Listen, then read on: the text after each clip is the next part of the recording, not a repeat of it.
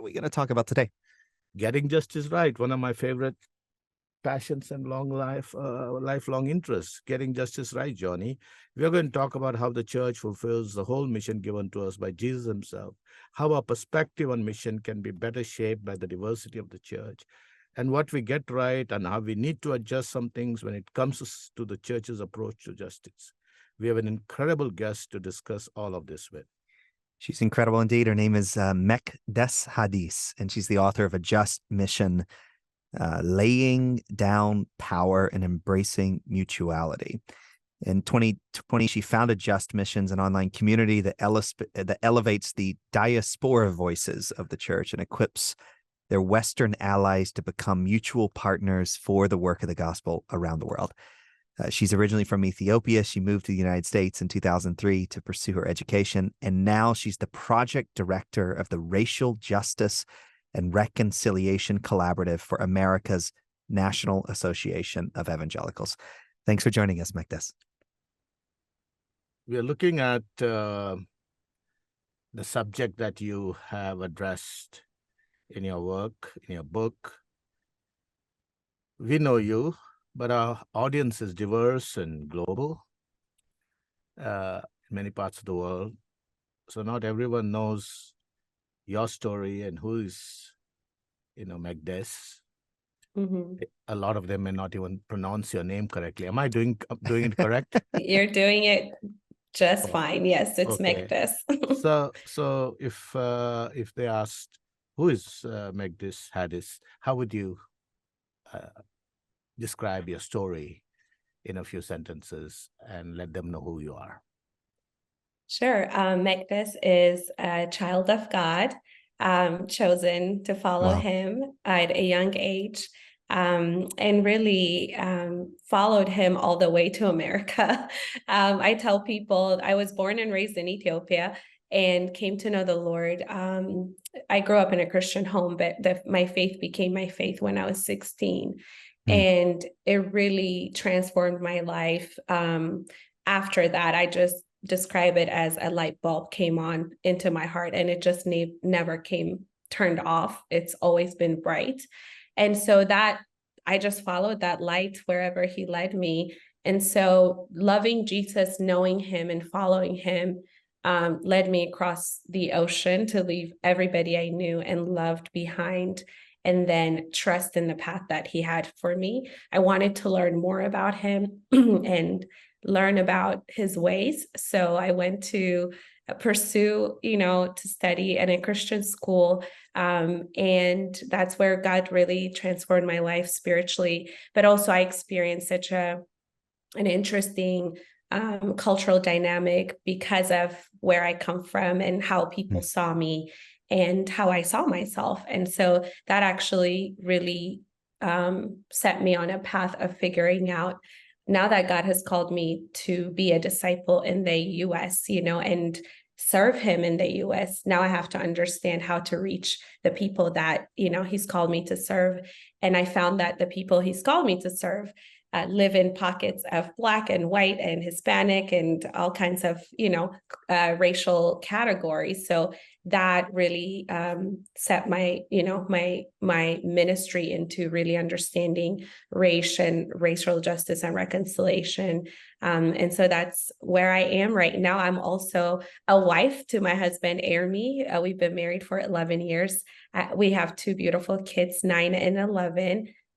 We live in the Charlotte, North Carolina area, and I work for the National Association of Evangelicals as a racial justice and reconciliation director.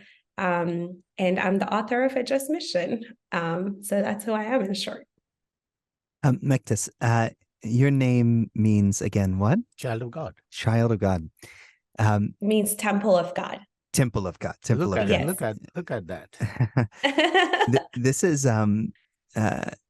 was this just your parents, or in my experience traveling around, I've encountered a lot of Nigerian Christians, for instance, that all have these beautiful names like Blessing, and it's like the Bible it plays a very, very important role in the naming of children. And is that Is that the case with your family, or are you just Yeah, and tell us about that element among sure. African Christians? Yeah, absolutely. That's such a great question. I love getting asked that.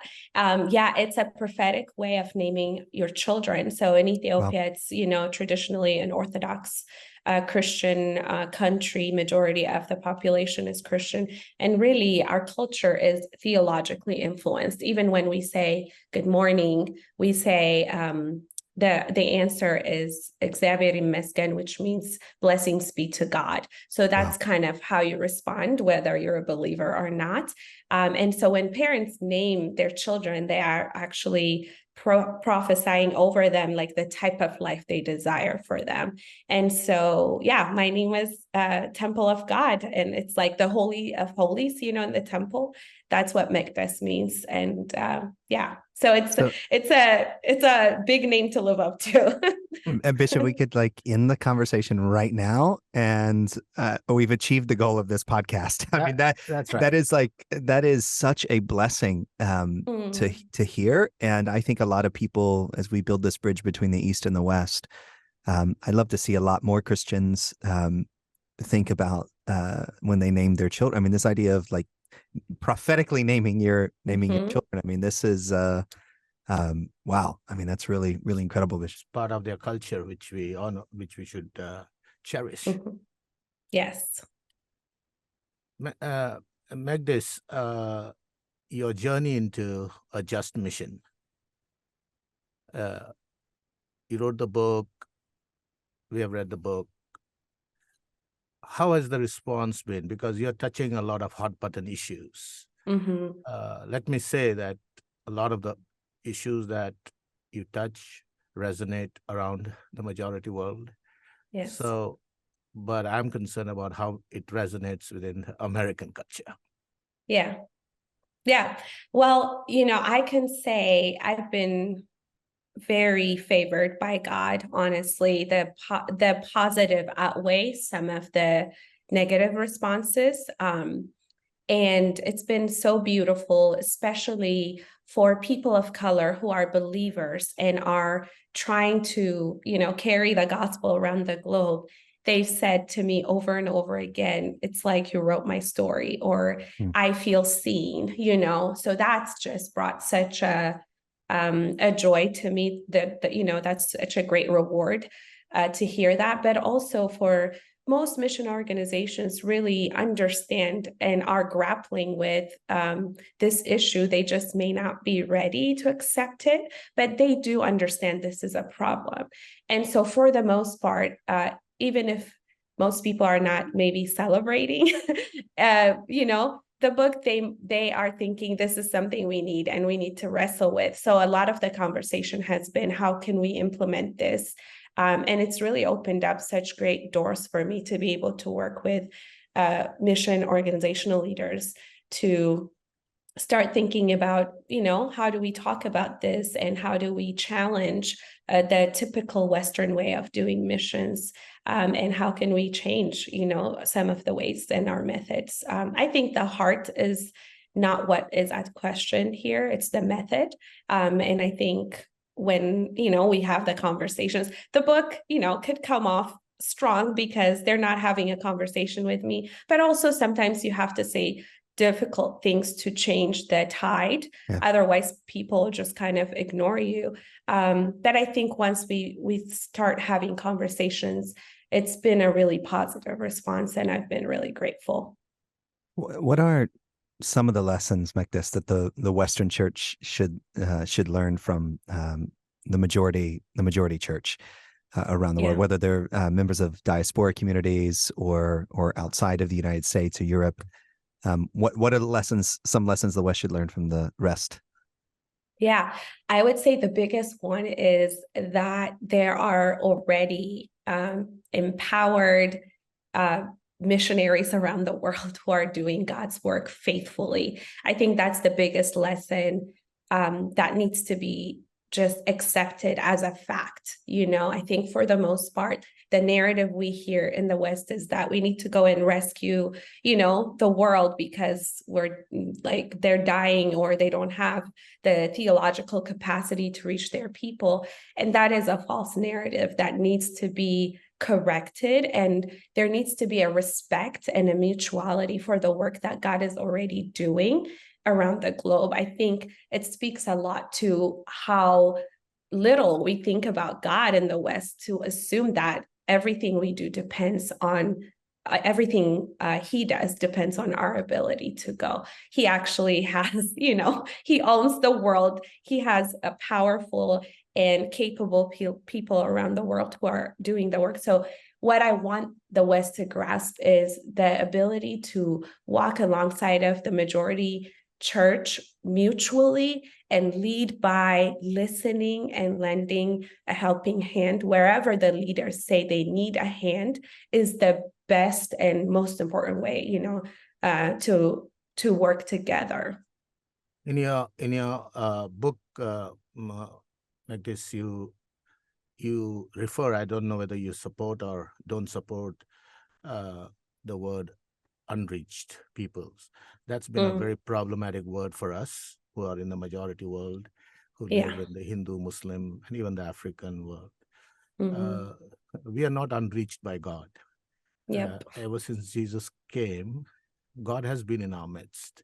And this assumption that we don't have God and we now need to take God is probably one of the biggest stumbling blocks, don't you think, in how gospel witness and preaching has been done? Absolutely. I agree. God, I think, again, I go back to the theology that I learned here in the West. And it does say, when you talk about who God is, that he created heaven and earth, that he displays himself in nature and, he reaches the hearts of men. He's calling people to himself. That's already God reaching, his people all across the world. I think what we get wrong is the role of the disciple, which is to go and, the Great Commission says, go and make disciples of all the nations. It doesn't say, go and introduce them to me. He has already introduced himself to his people. What we need to do is share the message of the gospel that Christ has made a way for us to be reconciled with the Creator. And so that is the job of the disciple. That's the only thing that we're supposed to do. So this concept of the unreached undermines who God is and the work that he has been doing for, generations and generations before us, and that he will do after us. So I completely agree with that. I don't think unreached is the appropriate term to use towards different groups of people. And if we want to use the unreached term, we can use it here in the West as well. I can categorize groups of people and say this is the unreached as well. So I think it's more of honestly, a polarizing term to use in this context. And a pejorative word which then says, okay, the West is reached. Really? Exactly. And so, yes, this is great because we need to change. Part of the problem in the global justice work is our language itself miscommunicates, and we need to change the language in the mission community. Yeah, there's a big difference I've learned wandering around the world between what we say and what is heard. And I think a lot of times we're sort of speaking to ourselves, and we're not paying attention to the fact that other people are listening in and what they hear when they say these things. And when you couple that with things like, where you are, Bishop, it's like totally absurd that people think that Christianity is a colonial enterprise when the Apostle Thomas was martyred in South India. Christianity is 2,000 years old in India, and yet because of the decision of people, because of language that was used, because of the commingling of government and religion at a different time in history, when we say certain things in India, it's a flashback to a part of history that where religion was troublesome. And Mekdes, because of how the gospel, Africa has had the gospel before anybody else, and the roots of the Yes. Christian faith is in Africa. And I Mm-hmm. celebrate that, the early church fathers and all. But because of what's happened in the last 200 years, we find this in the global south, in Asia, China, etc. The construct of the gospel has come from the West. And Mm-hmm. our people are also brainwashed in thinking that Yes. way. So Mm-hmm. how do you do the unlearning of this within our own Mm. peoples, in Ethiopians, because they also have, like you came in and you got into these categories, then you had to review. Not many have that privilege to sit back and Exactly. say, how do I get off it? How do you do it to Ethiopians out there? Yeah, that's a great question. I mean, I don't know if I have the answer yet. I'm still figuring it out because if I didn't have the opportunity to come as an Ethiopian evangelical Christian, and then go to an evangelical space and serve, and then realize, oh, these people still see me as an outsider, like they're the owners of this space, I wouldn't have realized that that was the case, right? And so I had to do a lot of learning of history. Oh my goodness. Oh, it's not that the global church is just expecting me to come home to them, so we can join hands and do God's work together. They kind of saw me as the outsider, the one that cannot be trusted. Let's take it easy with this one. Let's just kind of have her around.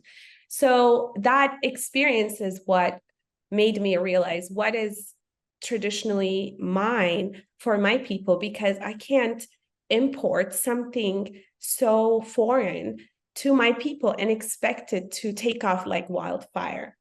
And a lot of the problem we're having with the mission movement is because there's this demand basically to take and impose what's worked in the West into different contexts. Whereas, for example, if we take Ethiopia as an example, what a missed opportunity that the West is not working with the Orthodox Church to see how they can contextualize, the gospel. I'm not saying the Orthodox Church doesn't have its own issues, but we all do, all the churches, all the denominations do.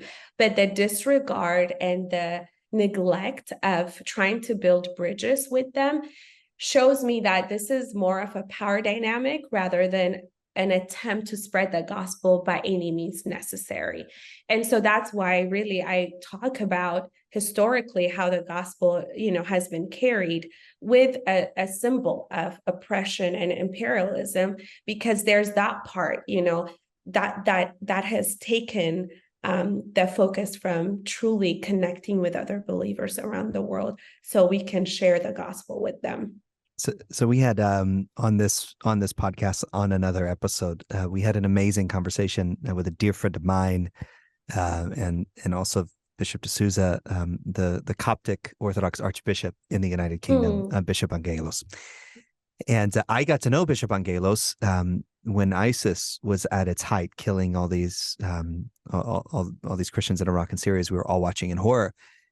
And one of the conversations that we were having is like, when the terrorists came looking for the Christians, they weren't looking for the Orthodox or the Baptist or the evangelicals or the Catholics or anything. They were just looking for the cross.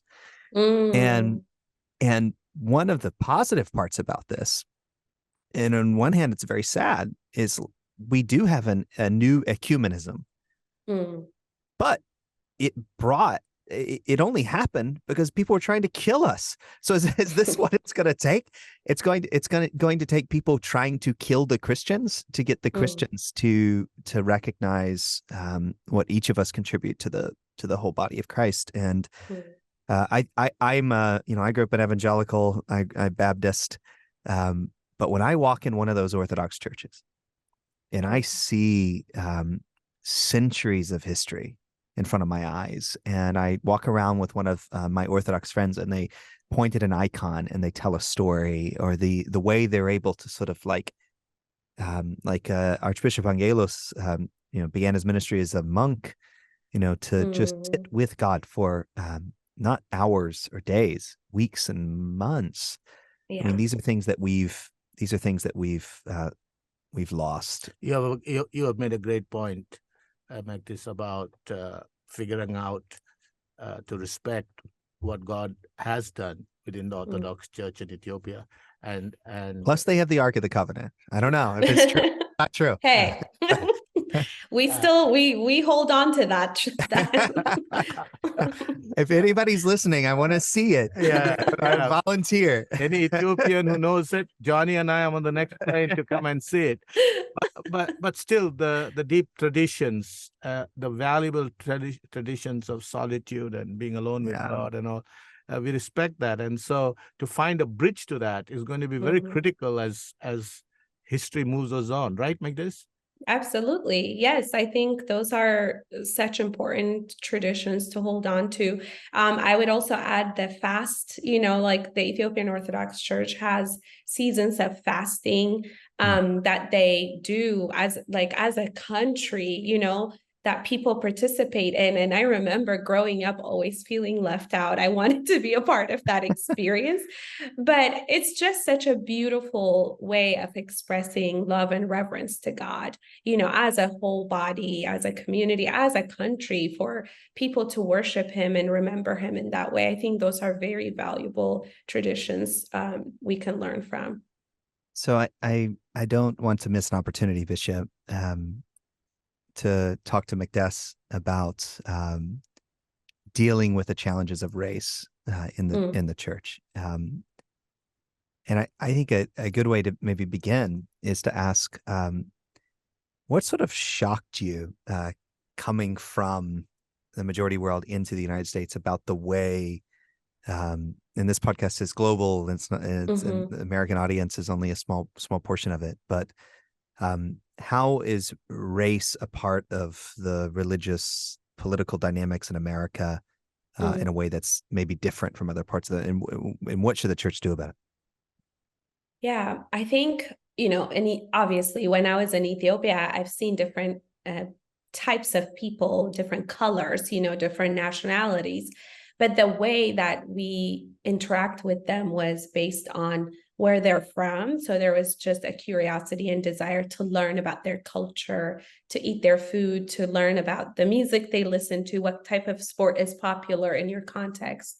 When I came, I expected the same to be offered to me. And what was different here was people, first of all, by looking at me, they see a Black woman, therefore they assume I am an African-American woman, from America. I don't have an accent, like a thick Ethiopian accent. So that automatically just takes away the privilege of being treated as a foreigner. And then being an African-American woman in America by itself is a whole culture, that I had no idea about. So to be automatically associated with a culture that I didn't know about left me alone, right? Because that was it. Like, I couldn't be a Black woman culturally because I didn't know what that meant. It was a racial bias and a racial issue that the outsider has as a global Christian, I had no context to. And so for me to try and find community, be a part of, a Christ following community, I had to do a lot of work of understanding their cultural orientation and how they see people through race to be able to play a role that wasn't really mine to play. Like, I wasn't a part of this whole deal. So it's almost kind of being brought into a dysfunctional family, maybe marrying into one, and you're like, what have I gotten myself into? I don't know who to be, because you guys are super dysfunctional and I don't know, like, the context does not make sense to me. So I'm just going to sit here and, just watch and learn, and then eventually try to play a healthier part because better, you've seen better. So really that's what brought me into the work that I do. Yeah. So what should we do? How can we help? How can each of us in our individual context and Yeah, I think obviously first and foremost is believe people's stories, listen to what people are saying and believe them. I think there's a tendency, because politics has already shaped our perspectives and polarized us from one another, we don't even have the compassion to listen to a fellow Christian story and believe it. So I think the fact that Jesus is my savior, God is my father, should be enough for a white Christian who also believes in God and considers themselves a follower of Christ to say there's a sisterhood or a brotherhood here, that I will believe the story of the church rather than the story of politics or whatever's coming out. So I think we can start there. If we move closer to one another, then we will stop demonizing one another. And I think we will be able to work towards the other bigger issues together, but we can't do it apart. We got to first move towards one another and build trust. Like this, don't you think, especially America, because there's such, they have so many blacks and so many whites who are all Christians, and then all these immigrants. If America gets it right in terms of a visible demonstration of what I call the new humanity in Christ, black, white, everybody come together, that living out itself and demonstration will have massive impact around the world in terms of the kingdom of God. People will see and believe, even if nobody goes out, they're saying, how does this work in America? That people of races and this and America is a melting pot of many races. And there is an opportunity, instead of seeing this as an obstacle, there's an opportunity as a kingdom to show how this works. Do you have many whites working with you on this reconciliation stuff? Yes, absolutely. And I agree with the statement that I think if America gets it right, then I think we'll be pretty set to do the work in the global context, because there's no denying the power that America has, whether it's financial influence, whatever it may be. And I think that's why this is such an important, work to do as a Christian. Even to influence global mission, the American church has to get racial justice and reconciliation right. Otherwise, we won't be sending equipped and capable missionaries around the world. They'll be doing more damage than good. So I absolutely, and I will say yes, with the work that I'm doing with the NA, yes, it is a lot of white people, but a lot of Black and Asian and, Latino and Native American, all kinds of diverse groups of people who have come together and said, this is something that we want to do together. So it's encouraging. The incredible thing about the NAE in the United States, in full disclosure, I was on the board until I termed out. You can only serve for 9 years. So it's the problem of being young when they put you on the board. But the NAE chairman is one of America's most well-known Black pastors. The chairman is a woman, Joanne Lyon, who led the Wesleyan Church. The vice chair is one of America's best-known Black pastors, and the president is a Korean American. And so you now have the National Association of Evangelicals, led by this incredible diverse group, and this initiative bringing you in, along with Dr. Lyon and Pastor Jenkins. And Dr. Kim is an incredible one. But this is the hardest thing for me. For me, I can bring peace between Israelis and Palestinians all day long. Send me to the Arab world. We'll have peace between Israel and Saudi Arabia, in the next 18 months. No problem. But when it comes to the divisions in the West, I mean, it is but these aren't wars, but the trust is so low. And we pick it up around the world. So social media and all that, trust is everything is politicized. Mekdes, before I forget, and since you mentioned National Association of Evangelicals, many years ago, the NAE under Leith Anderson and others, we had a meeting with them in Washington. They put out a statement of solidarity with the Dalits. You heard about the Dalits at all, Mekdes? Yeah, I have not. They used to call them the untouchable. Untouchable. Oh, that I've heard. Yes. 300 million of them. When you get the time, go there and in their archives and look at that thing. Sure. Because along with the racial issue, the caste issue, is really the largest human racial issue in the world. And that's been going on for 2,000 years. And it's great to meet a fellow traveler in the same direction, isn't it, Johnny? It is incredible. And actually that makes all the difference, I think, when we work together on issues of mutual concern, because it's just, it's very, very hard to be divided when you know someone. And I love that you reminded us to listen. And maybe one last question, and we'll listen to you for just a second. Sure. Mekdes, if God can answer one prayer for you, and it was an automatic yes, what would it be?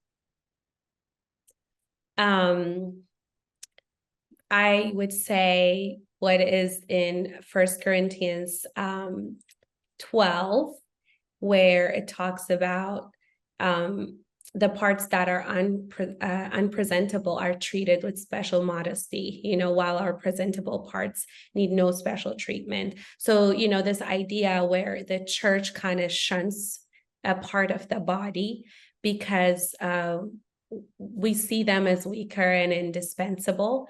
But then what I would want to see is that we recognize the beauty that they bring to the functionality of the body, because without them, we won't be able to function appropriately. So that is really my prayer and, my desire that I ask the Lord. And I think that can be achieved only if we are able to do this work of racial justice and reconciliation. And if we're able to listen to the diaspora, especially that is around the globe, that is advocating for the global church.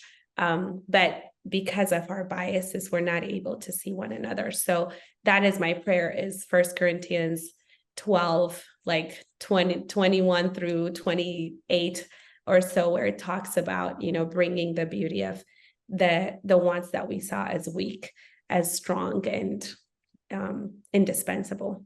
We see you, we hear you, we believe you, we thank God for you, and join you in that prayer. We join you in that prayer. Yes. Amen. Thank you. Thank you, Mekdes. That was awesome. Really, thank you so much. Really great.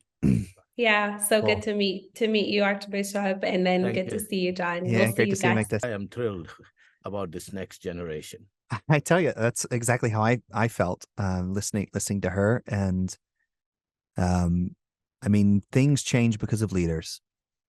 And those leaders are those who are willing to tell us the truth, and the best ones are willing to tell us the truth with the type of empathy that we just heard in that conversation. And that was really, really powerful. When she said we have to listen to the stories of believers, fellow believers, and believe them. And I think I don't think we're good at either one of them. Yes. Those things, Bishop. I don't think we listen, and I think we're always questioning. We're questioning people's motives. We're questioning their experience, their suspicions, all of these things. And it takes somebody like her, who is really not a white, nor part of the Black experience, to come from outside and be an observer in what's been going on in America, and feeling some of that stuff the Blacks have felt, but not really responding with the same kind of deep hurt and pain, but figuring out, okay, how does this gospel work? That makes it very beautiful. And I commend National Association of Evangelicals, great friends, that they have put her in charge of this work on justice and reconciliation. It just shows to me that the NAE has come a long way since I knew them. And it's not like we didn't know this was going to be a problem. I mean, Jesus is on his way to the cross, praying his final prayer. He prayed that we would be one. I mean, it was a warning to us. This was how the enemy was going to get at us. And I think Jesus knew that the gospel would be the greatest global movement in human history. And the enemy wouldn't be able to destroy the resurrected power of Jesus Christ. But the enemy could sure facilitate our destruction of each other. And Bishop, I actually had a question for you in our conversation. How do you, from the global South, from India, I mean, how do you see this whole conversation from where you are, in the work that you do? I see as this whole thing that's going on in the West, especially in America, even as a defining moment, Johnny. Mm. I'm not sure we're getting it right. I have to be very honest. This is a ray of light, like this, and others who we will be talking to. But if enough space is not done by the majority church in America, which has the power and the money and the structures, this is another defining golden moment we might miss. And Christians have been, I'm sorry, stupid, not knowing what God is doing. Mm. It's God who is doing this in America, all this churning. And people may be very upset about this polarization, hatred and all, but something is being done. Even chaos is an instrument of God. And out of the chaos, he wants to bring order. So my prayer is for the American church and the Western church. Get it right. Wouldn't it be great, if what I call the mission industrial complex, sorry to use that word, that's what it has become. In board after board after board and leadership after leadership and leadership, we had diverse people, not just one majority. I've been on this board, and I see, man, why are they not? They're all there in America. You don't have to go anywhere else. You can bring. A big dam has to burst, and this change has to happen. And when this change happens, I think our God's name will be glorified. And to borrow the title of Mekdes Haddis's book, that is A Just Mission. Yeah, thank you.